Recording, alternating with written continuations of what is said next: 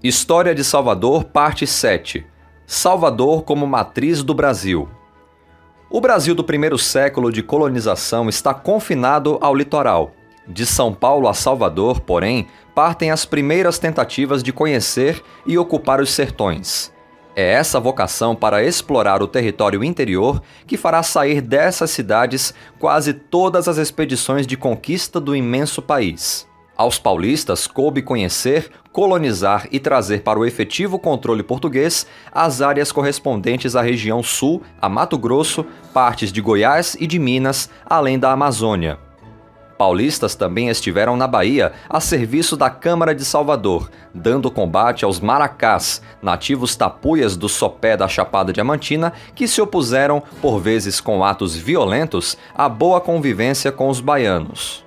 A expansão dos baianos, primeiro para noroeste até Piauí e sul do Maranhão, depois para oeste até os Campos Gerais, aproximadamente ao que hoje é a divisa de nosso estado com Goiás e Tocantins, depois ainda para sudoeste até onde está a cidade de São João del Rei, centro-sul de Minas Gerais, teve a ver com dois fatores fundamentais. Por ser a única capitania da coroa e capital do Brasil, os nobres portugueses queriam receber terras aqui, terras vastas que pudessem subdividir e aforar. Esse modelo de grandes proprietários de até 1.200 quilômetros contínuos de terras atrai foreiros de Portugal e mamelucos, que sob a proteção desses proprietários podem se lançar mais e mais aos sertões. As terras litorâneas ao sul de Salvador não pertenciam à capitania real, mas sim a Ilhéus. Não podia o governador dar sesmarias ao sul de Jaguaripe. Isso força a conquista de Sergipe e a busca dos sertões. Evidentemente, muitos outros fatores contribuíram para a expansão do povoamento luso-mameluco. Até os tupis, graças ao profetismo, abriram caminho nos sertões, sem contar os aventureiros em busca de prata e outras riquezas minerais.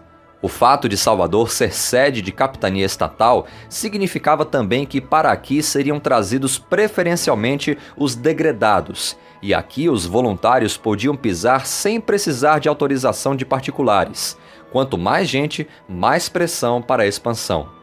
Os primeiros proprietários de grandes extensões foram Tomé de Souza como particular, Dom Antônio de Ataíde, conde da Castanheira, Dom Álvaro da Costa, capitania do Paraguaçu e Miguel de Moura. Entre eles não estavam os Ávila e os Guedes de Brito, fundadores das casas da Torre e da Ponte, respectivamente, casas que chegaram a dividir o Brasil não paulista em duas propriedades contínuas e estão na base da história de quase todos os povoados e municípios dos sertões atuais. Os Ávila e os Guedes de Brito se fizeram mais ou menos sozinhos, não descendiam da alta nobreza, porém operavam no mesmo sistema dos primeiros nobres da terra baiana. Imensas propriedades, adquiridas por conquistas, governadas por procuradores e feitas produtivas por foreiros arrendatários. Em 1590, completa-se a conquista de Sergipe, através do governador e também proprietário rural Cristóvão de Barros. Mais tarde, capitania dependente, depois província independente. A região teimaria em afirmar sua própria identidade, mas descende diretamente de Salvador, pois daqui todo o fluxo colonizador, toda a ideologia produtiva, toda a cultura herdada. No século XVII, a Casa da Torre torna-se senhora de 300 mil quilômetros quadrados, quase todos a noroeste de Salvador.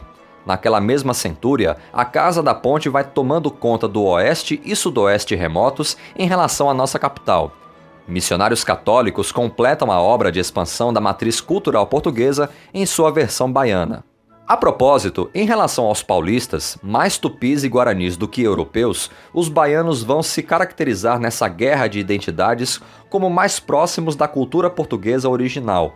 A Bahia, em relação a São Paulo, é mais letrada, mais cosmopolita, mais ligada à sede do reino, Lisboa, por laços comerciais, culturais e de contínua imigração.